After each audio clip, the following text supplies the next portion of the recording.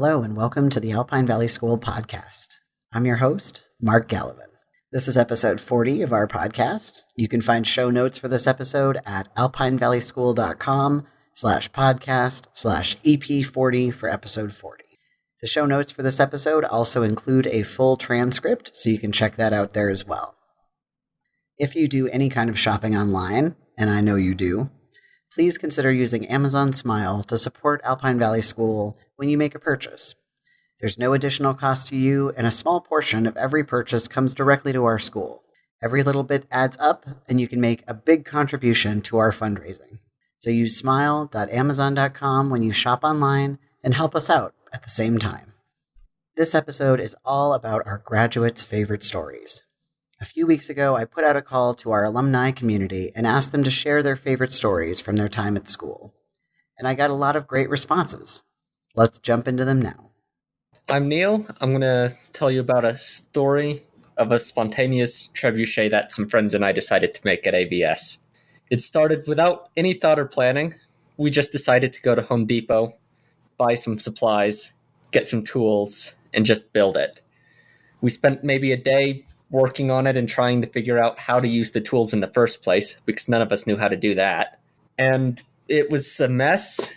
It looked like garbage, but it was fun. And at the end of the day, we were like, is it going to work? Is it not? We had no idea. When we finally tested it, it threw a ball right into the ground, but we still had to blast making it. And it's something I definitely do again, even though it was complete garbage. Graduate Katie Curer sent in this memory. My favorite story actually didn't happen on one occasion. It was years of amazing experiences that all started with one sentence. Do you want to play tag? Tag has long been a talking point of the school, from positive views like, the students have the freedom to do whatever they want. They can even play tag all day if they want to more negative views like, so they just play tag all day? Shouldn't they be learning? But whichever view you have, yes, sometimes we do just play tag all day. It usually starts the same. One person has the wonderful idea that they ask of whomever is closest, do you want to play tag? It's an innocent enough question that sparks a wildfire within the school. Soon enough, there is a mad dash to find shoes for the generally shoeless population of the school and make their way outside to the unofficial start of every game of tag, the swing set. We gather the majority of the students for the day around two small swings, and the judge is decided. Usually one of the oldest students, or the one who has run a meeting or two in their time, announces themselves as the officiator of the ever-important decision, what kind of tag to play. There's the obvious, good old-fashioned tag, but that's a little boring for this wide variety of people, so we won't focus on that one. Inevitably, someone pipes up with our long-standing version, Borg tag, a simple enough game where, starting with one, each person is tagged, becoming part of the Borg collective until only one remains. But that alone won't be enough of a competition for these democratic-loving children. Another contender approaches, sharks and minnows. While not technically tag, it falls into the same category. Energy-releasing, strategy-requiring, and a slim chance of bodily harm makes it the perfect contender. But are two options enough? Of course not. We're missing the last staple. Never-ending tag. A beautiful chaos, chock full of alliances that everyone knows will end in betrayal. Sometimes it's the folks near graduation joining forces with the near toddlers, knowing that even though they're small, they can occasionally win the entire game. Sometimes it's the alliances that consume 3/4 of the available crowd until one false move devolves into the whole thing turning into chaos once more. Alright, that's enough. I could spend all day talking about tag, but that's for later. Right now it's time to vote. 3 enter, 1 exits. In 10 seconds flat, the crowd dissipates across the campus and the fun begins. Although there are many different forms and variations of the simple game of tag, these 3 will always hold a special place in my heart. These were the games of my childhood, and it was a wonderful childhood. Each and every one of these experiences could be a story in and of itself, but those are for another time. So yes, sometimes we do just play tag all day, and sometimes those were the best days ever. So, my name is Carlos Duran Rael, and this is the story of the time that me and a group of other students made a video game. We had a student who was graduating soon, and we wanted to make kind of a going away gift for him, and I always had this ambition of a grand video game based entirely around this student, particularly his face. And we wanted to get whole collaborations going, wanted to get teams. One of the students had a friend from out of state helping us with coding. And the game was going to consist of images of everyone's face around the school as it had been built into. We're setting up green screens in the theater. We're taking pictures and close-ups of people's faces, making different emotions, and then we whole tower defense game where all of the characters in the game are just people from school and their powers in the game related to some inside joke or story. And we just told everybody that we were collecting for a modern art project. We didn't tell anybody what it was for until it was released. And we actually got it printed on Blu-ray covers, and we made 6 Blu-ray copies of this game in game cases that we distributed out. And obviously the graduate got one of them, and I think everyone else on the development team still holds onto a copy today. And it took us about 6 months to entirely complete, which is, crazy for what was essentially just a massive running joke. It was something that we had the idea to do for a lot of years, and we were glad that we actually finally got the time together to do it. And the best memories from school, because it's a completely absurd idea, and it's a dream that I would not have been able to live out in any other environment. I received this email from graduate Vanessa Hennessy. I had a hard time thinking of a memory in particular because I have so many good memories, and they often kind of blur together. I remember most fondly just the feeling of being at AVS, whether it was in the main room hanging out with people, talking, eating lunch, or being silly with the younger kids, or sitting in the library doing our writing class, or even sitting in JC and being JC clerk. And I do have a few particular memories that I could share, but one that came to mind perfectly exemplifies what AVS can be like, I think.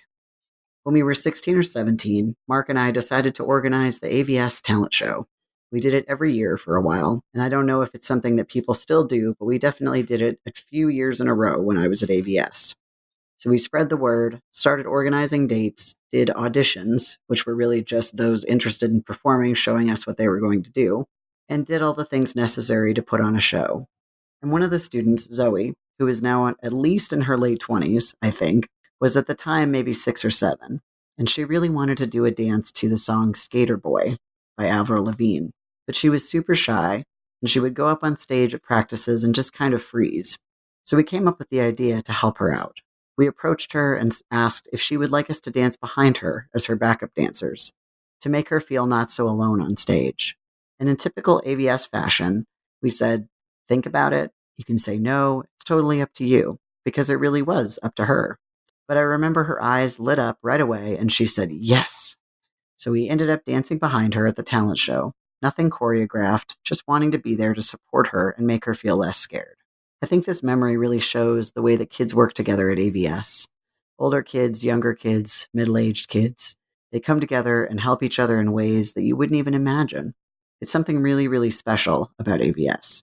Something that is lacking in other types of schools.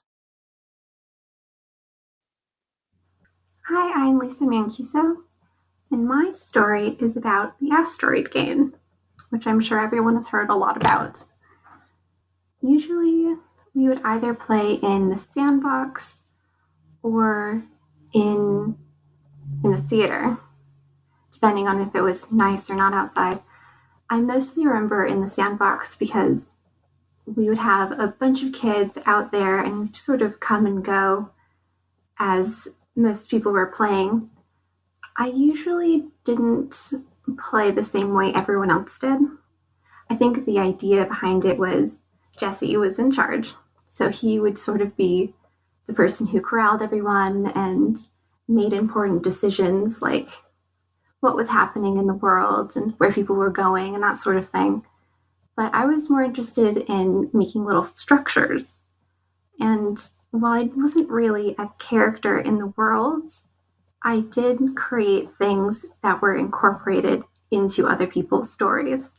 So I would be maybe 2 feet back or underneath the play structure, making little sand castles or structures out of sticks, and people would come across it, and that would be incorporated into the game.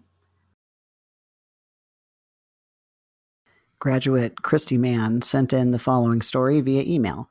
I would have to say my favorite memories are when me and Ellie threw our yearly Christmas parties in the quiet room, although I'm not sure if it's still called that, during the school day. We would get there early in the morning to set up. We'd bring a little tree and get it all decorated and put decorations all around the room, mostly paper cutouts that we did that morning. And we had stockings for each of our friends, and of course, Christmas music. You wouldn't even recognize the room when we got finished decorating. It was such a festive beginning to the holidays. We'd make hot cocoa, and we always cooked something special together. It was the coziest time, and we kept that tradition going for quite some time. I think we stopped around when we were 16 or so, but started when we were probably 12. It was the very best. I'm Efe, and I want to tell a story about how I accidentally became school meeting chair. I was coming in one day to school. I was signing in at the computer for the day, and Isaac comes up to me and he says, "Hey, want to run for school meeting chair?" I said, "What? What's that?"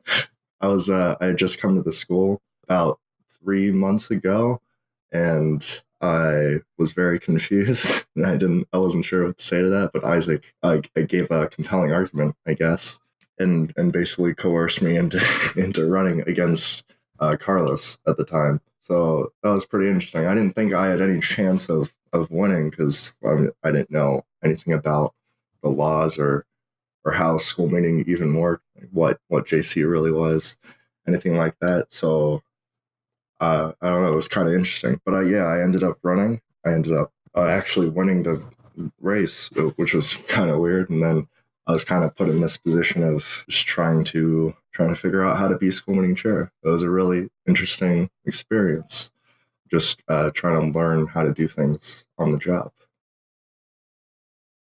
Hi, this is Gina, and the story I decided to share with you guys is the story of our softball games up at Snow Mountain Ranch. And this was my dad's fault. Let's start at the beginning. So we have this trip up to Snow Mountain Ranch every year, which is a YMCA camp up in the mountains. And we'd get all the families from ABS to go, and we'd all just stay up there for a weekend. And they had a lot of activities for us to do. And my dad got it into his head that he wanted us all to play softball. And I think the first year we went, I want to say around 7 or 8. And I didn't really have any interest in playing softball, but my dad just kept saying, "We're going to play softball. We're going to play softball. Let's play softball. Get all your friends. Tell everybody." And so that first time we got, it was my family. So my mom, my dad, my sister, and then me and a couple of my friends. And we ended up in this field and we played softball, but not like a real game. We just kind of learned to hit the ball and stuff. And we had a lot of fun. And then the next year, couple more people kind of joined in. We're like, "We're going to play softball. Let's play softball." My dad just kept repeating, "We're going to do this." And so we went out, and then we got a couple more people. One of the other moms joined in, and she was our pitcher, and she taught us how to spit and how to like adjust your gloves and to trash talk the other team. Even though we didn't really have another team, we basically just, whoever was batting got to run around the bases, and then everybody else was in the outfield or either the pitcher or the catcher. And then so after that, it was like year after year, and then it kept growing and growing. And we'd tell people, "Oh, we have this annual softball game." And they're like, "Oh no, I don't know if I can play softball. Like I never learned how to play." And we're like, "Oh, well, by softball, we really like game. We just really mean we're all just going to go and like hit the ball." And then it became this really big thing, and the whole community was involved, and we'd all go and run around the bases. There'd be like 20 people out in the outfield. And it was just a fun time, and it really brought the community together. And so that kind of reminds me of the way it felt at ABS when you just got everyone together doing stuff, and it was a lot of fun. So that was my story for you guys. I'd like to end this episode by sharing one of my favorite memories from my time as a student at Alpine Valley School. One day, a group of us, all of whom were older teenagers, decided to take a spontaneous trip to a local shopping mall. None of us were drivers yet, and this was in the time before Google Maps or any sort of easily accessible transit directions, which tells you how old I am. Nevertheless, we were confident we could navigate the bus routes and get to our destination, and we set off to the bus stop in the mid-morning. By the afternoon, we were still riding buses and nowhere near the mall. Unfortunately, we had gone in completely the wrong direction and ended up having to take 6 or 7 buses to get back on the right track. By the time we made it to the mall, we were all hungry, tired, and annoyed with each other for having gotten lost. However, by the time we made it back to school, we were all so excited to share our adventure that our bad moods had disappeared. What might have otherwise been a frustrating experience turned into a good story. We learned important lessons about planning and communication, and we were able to turn our experience into a funny story to entertain the rest of the school. I love the alchemy of experiences in self-directed democratic schools, the way that struggle transforms into confidence, the way frustration transforms into humor. It all seemed pretty magical to me at the time, and now that I get to witness it as a staff member and a parent, it still feels very magical to me. Thanks to all the graduates who shared their stories with me for this episode. If you'd like to share a question or a story or some feedback on the show, you can contact us anytime via email at podcast@alpinevalley.school.com. We're also on all social media as Alpine Valley School. You can find show notes for this episode at alpinevalleySchool.com/podcast/EP40 for episode 40. As always, thanks for listening. I'm Mark Gallivan. This is the Alpine Valley School podcast, and we'll be back again soon with more stories of real learning for real life.